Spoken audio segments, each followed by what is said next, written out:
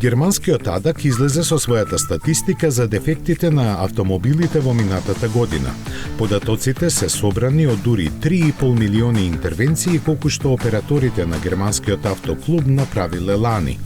Тие најмногу работа имале со акумулаторите на возилата, заради што во декември бројот на повиците до нивните итни служби бил скоро двојно поголем од просекот.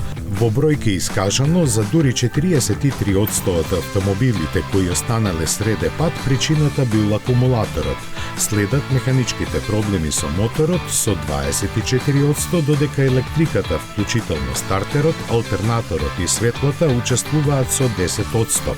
Од останатите дефекти кои им создавале главоболки на германските возачи, побројни се оштетувањата на пневматиците, клучевите и бравите на возилата, додека најмалку проблеми имеле со менувачот, управувачот со пирачките и ослонувањето.